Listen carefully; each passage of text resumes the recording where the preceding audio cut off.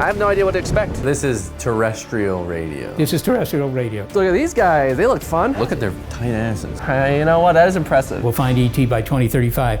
Wow. It's exciting. Hi, I'm Matt. Alrighty. And I'm going wherever it takes, being joined by old friends Oh my god, that's a maggot. and making new ones. Is there any part of you that doesn't believe? All to answer the question, That's gonna out of me. are we alone?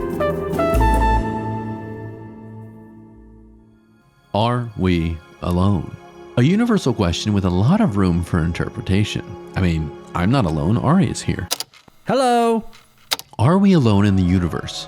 Or could our cosmic significance be simply in our minds? And are we alone even in an empty room? Or could the afterlife have more in store for us than we think? And what about here on Earth? What if we aren't the only ones calling this planet home? Wow, well said. But where do we start? I'm very excited. We're waiting for Aria. Jesus Christ.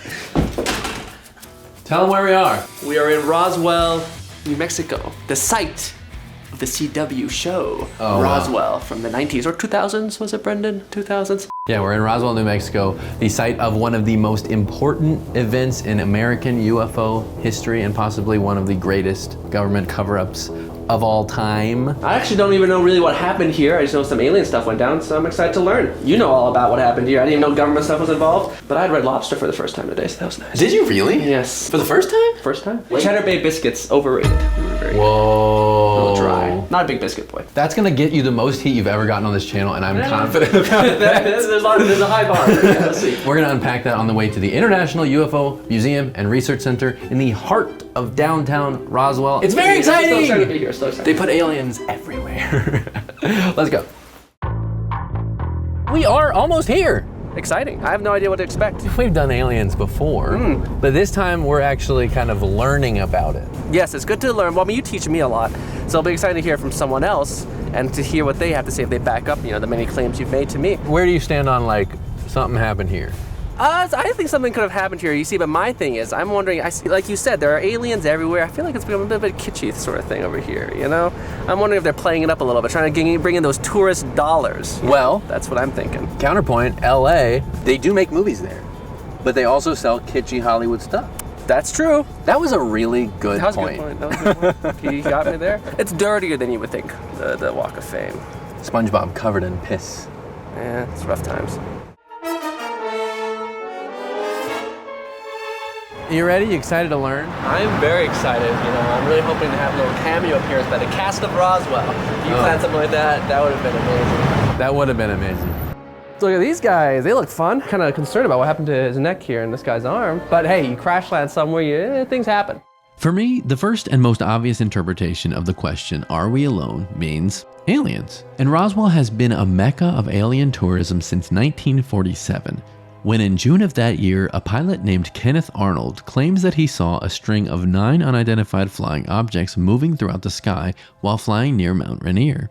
Only a couple weeks later, and about 1,500 miles away, near Roswell, a rancher named W.W. Mac Brazel discovers some debris in a sheep field. Do you think aliens have healing powers like in the show? What powers do you think they would normally have? Well, we don't know if they exist or not. Let's tell everybody these are 6 feet tall, They're 6 feet tall. if you're wondering how tall we are. Fantastic. This is in many ways a recreation of some of the car accidents I've gotten into. Oh yeah. This spaceship actually looks like your car. Yes. Yeah, my It's car actually is in a little bit dinged better up. condition. Yeah. He's joking, man. Brazel turns it over to law enforcement and eventually to the military, who makes a statement that they found what they believe to be a flying saucer. And then almost immediately they tell the public it was nothing more than a weather balloon. The news and contradictory report of the events at Roswell spread like wildfire, quickly becoming a national sensation and cementing itself as the premier event in American UFO history. So this is kind of a recreation of the equipment that would have been used to spread the news, which I think is pretty cool. Yeah. Kind of It's very cool to see the technology used back then. Hello? Oh, there's a UFO, unidentified flying saucer found in a Oh my god. This is the truck. We have found a weather balloon. It's a weather balloon. And then the printing presses. I got chills, man. That was good. Now it would be a TikTok. Yeah, now they'd be filming, their little TikToks here. In addition to the history of the Roswell incident, the museum highlights dramatic recreations and interpretations of the events through movie and TV history, like Roswell on the CW. Obviously, we can't show any of this because That's unfortunate, because what you're missing out on is beautiful images of the cast of Roswell, a show that is on the Now CW, which I only watched a couple episodes of, but hey, that's my only point of reference for this town, so. Toesy woesies, they got four toes. 3 toes and a 4 toes toe. and then 4 fingies. They have stuff around their necks. These are clothes, I think. Oh, that's clothing. Oh, Yeah. Well, that's why it starts fashion at the of the neck, future. stops at the wrist, stops at the ankle. Oh, wow. Also, look at their tight asses. You know what? That is impressive. That is impressive. It makes me sad to see his poor head, or its His poor head head. sack smushed against Yeah, that's not nice. I feel bad. But they're protecting him. I mean, he crash landed. That's true. Oh no, this guy's got 4 fingies and 4 toesy woesies too. That's what's interesting here. There's so many different depictions of what this alien life form could have looked like. Yeah.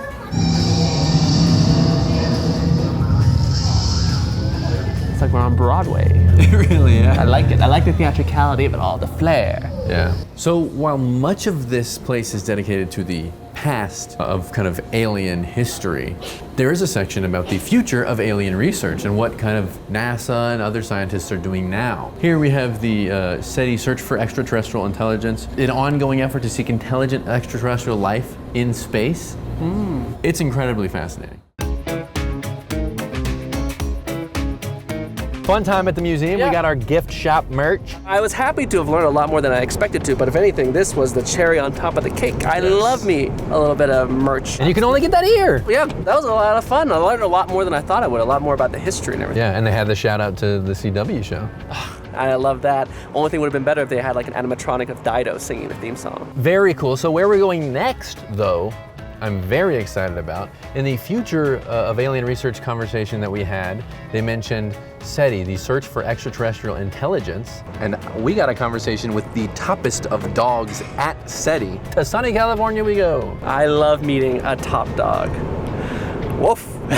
After loading up on our gift shop goodies commemorating our experience in Roswell, we head off to Mountain View, California, to the SETI headquarters to meet Dr. Seth Shostak. Are you ready to meet a very important person I'm very excited. who we should respect?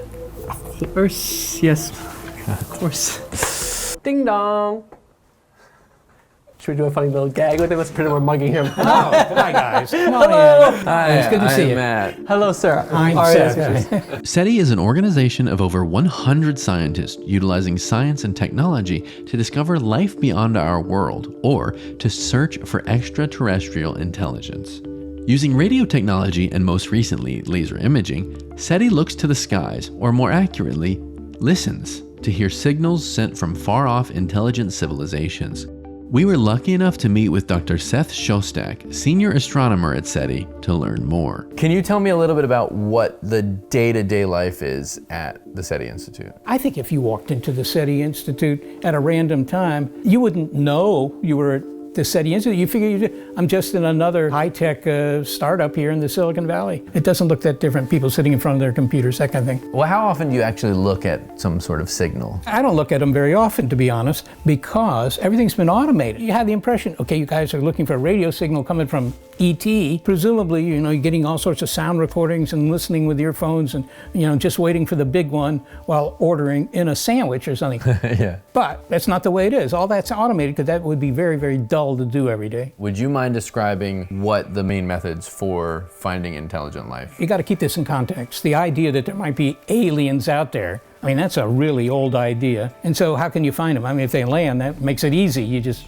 go start taking pictures. If they don't do that, then they're very far away. They might be broadcasting radio for whatever purpose, right, to talk to, colonies somewhere else, and you might be able to pick that up. That's the idea of modern SETI, that you don't go anywhere except to the local desert where there might be a big antenna, and you point that at some nearby stars, hope to find something. SETI uses antenna arrays like the Allen Telescope Array to try and receive signals that may be sent out from civilizations incredibly far away. When a signal is sent out, it becomes weaker and weaker the further it travels, requiring a much larger ear, so to speak, to hear it. With technological advances, we can receive much fainter signals than ever before. SETI makes its best guess as to where in the universe we should be listening and points its arrays in that direction. How far can we listen? The equipment we use could find, for example, a cell phone on Jupiter. Wouldn't be good for your cell phone.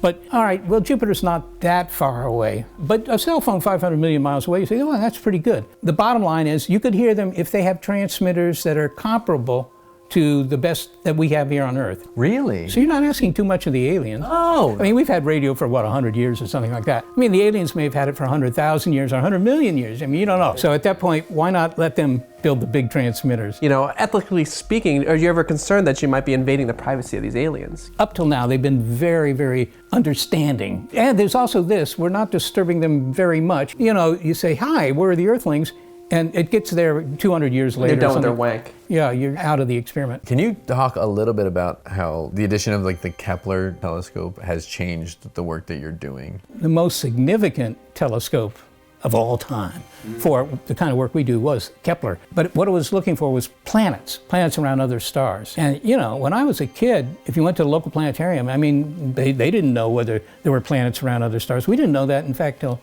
1995, which isn't all that long ago. And Kepler's found thousands of them, but what Kepler's really done is told us that, look, 1 out of 2 or maybe 1 out of 3 of those stars has planets. That's astounding. I mean, that means the galaxy has 1 trillion planets. In my opinion, they can't all be sterile. Yeah. Is there a concern that they might be someone to worry about if they are that far advanced? Well, there are people who do worry about that. Yes. On the other hand, there's not much you can do about it because we're broadcasting all the time. And I'm not going to turn off all the radars at all the airports just because, well, there's some chance that you're, alerting some evil aliens and they're going to come here and ruin your life. Where do you draw the line for you?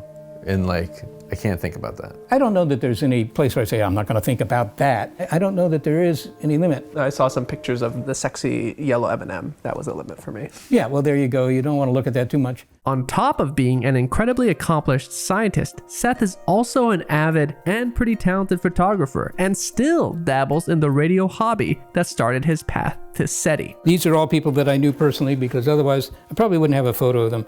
But these are people who mostly were astronomers and, well, many of them still are, actually. Wow, you're a fantastic photographer. No. I'm seeing a lot of radio equipment. Someone would look in here and go like, this is SETI. Yeah. The actual SETI would look a little different and it wouldn't fit into this room. I mean, there is radio equipment there. There's a transceiver, so you can get in touch with any aliens that happen to live here in California or on the Earth in general. This is terrestrial radio. This is terrestrial radio. This amateur radio is what it's called. My father was a amateur radio operator, and I remember as a kid, and he had this equipment with all the tubes glowing dull red. It really made an impression on me that equipment, which looked so exotic, could be used to talk to people, thousands of miles away. So that got me interested in radio. I was in the astronomy department and considering, well, what am I going to write my thesis on? And people were saying, you could consider radio astronomy, which is studying the sky, but not with the kind of telescopes everybody thinks of where you look in one end or that kind of thing. The radio telescopes, just big antennas. So that's what I did. For quite a while, I would study galaxies using radio telescopes. Wow. You were living the dream. Today at the SETI Institute, how'd I get that job? I didn't apply for it. I didn't know there was a job. I just moved to this part of the country for completely different reasons, having to do with family. And people at the SETI Institute found I was here and they called me up and said, you want a job? Wow. Is there any message of hope you have? Because we've found a lot of times we focus a lot on what's going on up there. This is the first generation of people that have a chance of finding the aliens, right? 50 years ago, 100 years ago, we didn't know enough. We couldn't build the right equipment. We couldn't have done it. So this is the first generation where you can say, yeah, it could happen. I bet everybody a cup of Starbucks that we'll find ET by 2035. That aside, it is true that there are better searches now than there have ever been. I think it's not unreasonable to expect that one morning you wake up, you find your favorite news webpage and they tell you a signal has been found coming from 300 light years away or something. I think that will happen. It would never have happened to any of our ancestors. Wow. It's exciting. That's an exciting thought. That was interesting. It definitely was very, very interesting to hear a very different perspective, I felt, too, to what we saw in Roswell, to what I've heard in the past, too. Well, one was the past, and one was the future. Any day now, we could kind of open the papers, or what do we do? Look at our tablets? Yes. and then see a phone call from ET found. And he's the one that got the call, maybe. I would love that for him. Let's hope that for Oh, him. yeah, he's a good guy. He deserves it. My knowledge and my understanding of it all was very limited. It's like, I thought, okay, yeah, there's alien life out there, but I really thought about how. How does that happen? How do we interact with them? How does it all work? And I think speaking to Dr. Seth kind of just gave me that understanding, at least at a baseline level. And it made me not only appreciate it a lot more, but also just made me, if anything, some of the things he said gave me chills, you know? Our goal here is to answer the question, are we alone? At the end of the day, when you look to the stars, you gotta kind of think that we aren't. If you thought that anything we did was interesting, maybe next time you're in Roswell, go support the museum. Maybe if you're interested in getting involved in SETI, we'll give you a link on how to do that yourself. There's ways to jump in and help out. So thanks for watching. Where do you want us to go? Say in the comments. I hope it's Bigfoot.